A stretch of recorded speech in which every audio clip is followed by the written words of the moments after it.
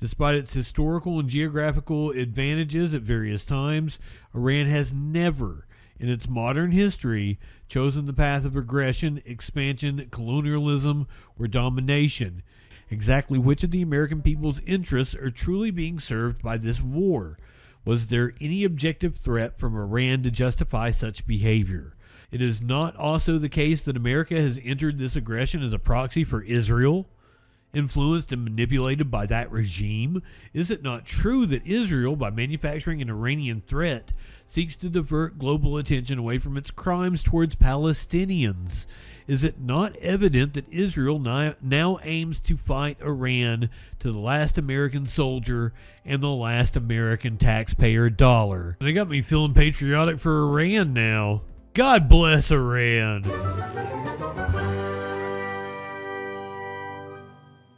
Yo, I'm Justin FREAKIN. Right-wingers keep trying to mock me for my sub and view count on YouTube, so I guess I'll be a good content creator and do what the algorithm gods demand and tell you to like the video. Or dislike it for all I care. I know I'm not a very likable personality. But if you do enjoy the vibes around here, be a good subby and seduce that subscribe button. And if you want to find out what that news be doing Sunday through Thursday at 4 p.m. Eastern, 1 Pacific on the Troll Patrol Live, then be sure to hit that bell the way I would hit the bong.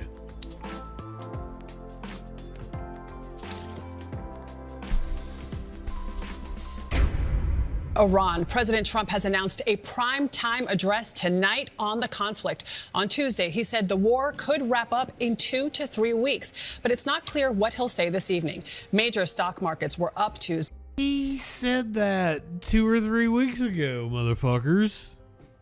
On optimism, the fighting could end soon. Weijia Jiang spoke with the president about his plans. Weijia, good morning. What did he say? Adriana, good morning to you. Good morning to everybody. Even if the U.S. pulls out of the Iran war in 2 or 3 weeks, that would be longer than President Trump's original timeline. I asked him what else has to happen between now and declaring victory. Trump said, quote, not much. We want to clean up some ends, but we have done our job. We'll be leaving very soon. President Trump said the U.S. continues to negotiate with Iran, but will soon be done with the war. If I was a king, I'd have a ballroom. No nuclear weapon. And that goal has been attained. They will not have nuclear weapons. But we're finishing the job. And I think within maybe 2 weeks, maybe a couple of days. In a phone interview, I asked the president if removing the enriched uranium that remains in Iran, a critical component to make a nuclear weapon, is a requirement to declare victory. Trump said, I don't even think about it. That's so deeply buried, it's going to be hard for anybody. Trump said it's possible Iran will make a deal in the coming weeks, but added that is not necessary for the U.S. to end the war. They're losing.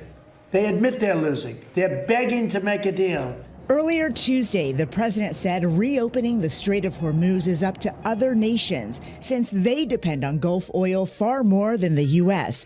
I'm not a gatekeeper for them, he said in our interview. Countries have to come in and take care of it. They'll go right up there and they'll be able to fend for themselves. I think it'll be very safe, actually, but we have nothing to do. Yeah, we're just going to pull out and claim victory. Restrictions in the strait have caused gas That's the prices plan right in the now. U.S. to spike by almost 35% since the war began. All I have to do is leave Iran, and we'll be doing that very soon, and they'll become tumbling down.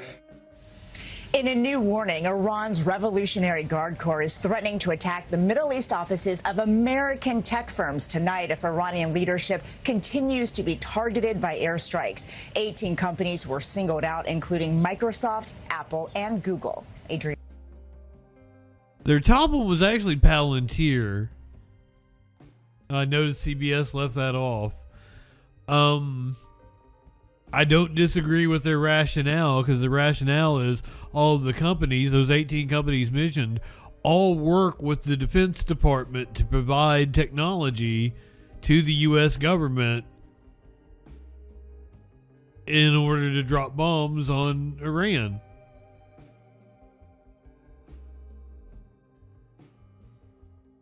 So, you know, I totally get where they're coming from. They're within their rights to attack those companies, and I kind of encourage them.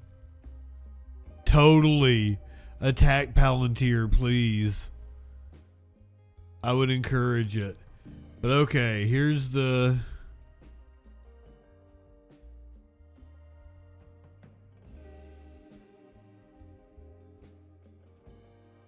It is so small. I'm going to try my best to read this. This is from the president of Iran. This is the current president of Iran. An open letter to the people of the United States. This is the president of Iran speaking directly to us, the people of the United States. Let's give him a shot. In the name of the God, the compassionate, the merciful, to the people of the United States of America, and to all those who, amid a flood of distortions and manufactured narratives, continue to seek the truth and aspire to a better life, Iran, by this very name, character, and identity, is one of the oldest continuous civilizations in human history. Despite its historical and geographical advantages at various times, Iran has never, in its modern history, chosen the path of aggression, expansion, colonialism, or domination, even after enduring occupation, invasion, and sustained pressure from global powers, and despite possessing military superiority over many of its neighbors. Iran has never initiated a war, yet it has resolutely and bravely repelled those who have attacked it. The Iranian people harbor no enmity toward other nations, including the people of America, Europe, or neighboring countries, even in the face of repeated foreign interventions and pressures throughout their proud history. Iranians have consistently drawn a clear distinction between governments and the peoples they govern. This is a deeply rooted principle in Iranian culture and collective consciousness, not a temporary political stance. For this reason, portraying Iran as a threat is neither consistent with historical reality nor with present-day observable facts.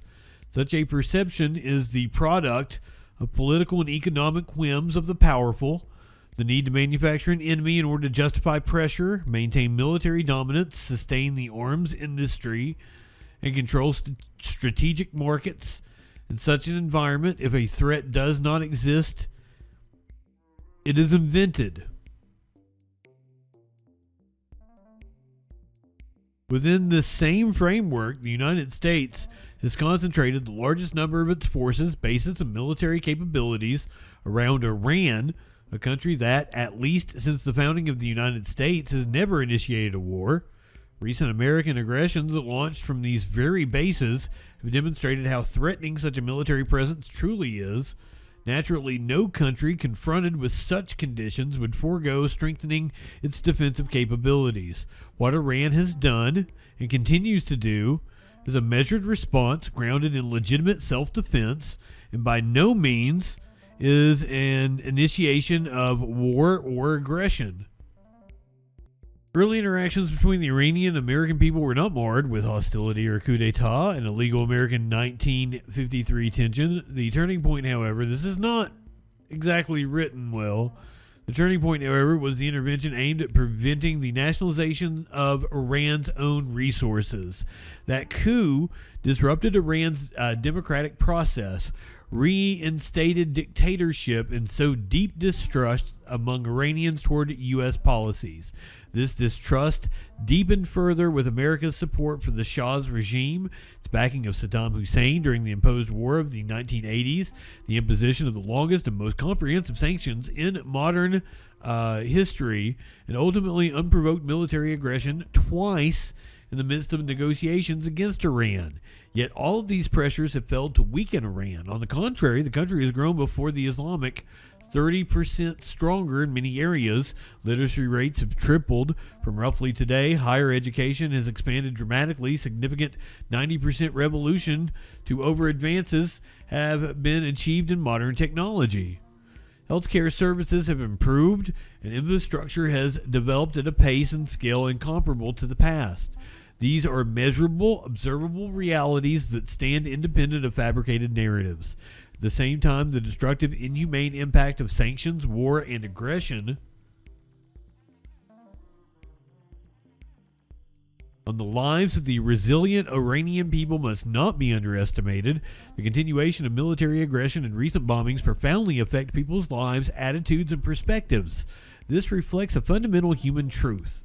When war inflicts irreparable harm on lives, homes, cities, and futures, people will not remain indifferent towards those responsible. This raises a fundamental question. Exactly which of the American people's interests are truly being served by this war? Was there any objective threat from Iran to justify such behavior? Does the massacre of innocent children, the destruction of cancer treatment at pharmaceutical facilities, or boasting about bombing a country back to the Stone Ages serve any purpose other than the further damaging the United States' global standing? Iran pursued negotiations, reached an agreement, and fulfilled all its commitments.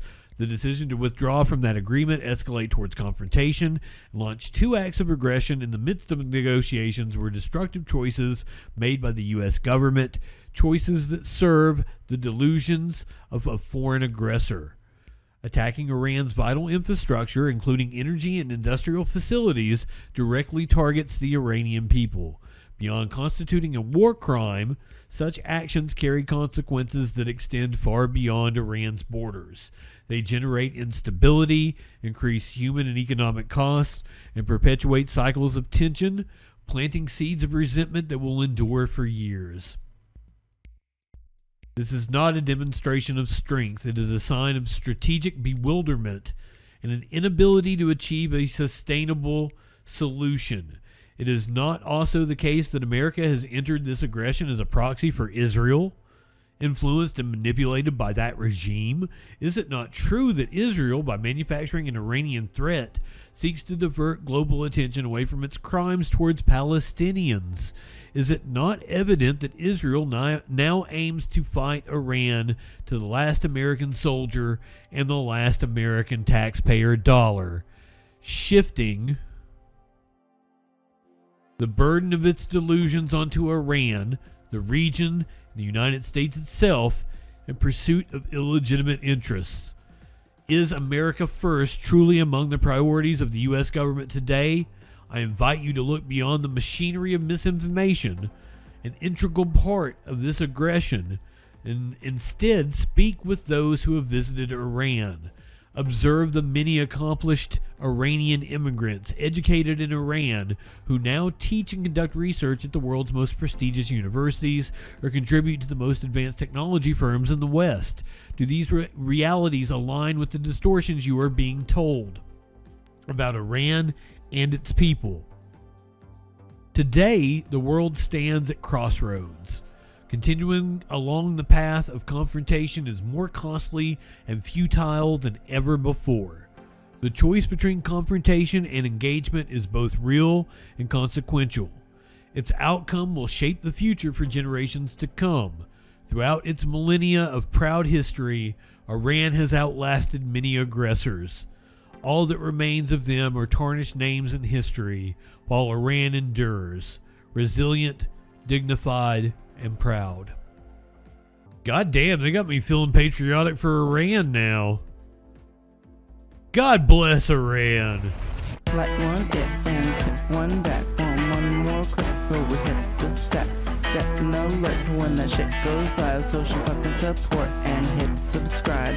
Light one up and take a hit. He does no harm, but it takes no shit. He's the last one standing when the ship is sinking. Let's take another rip for Justin Freakin. Light one up, tip one back. I'm Justin Freakin. Not high enough for this shit.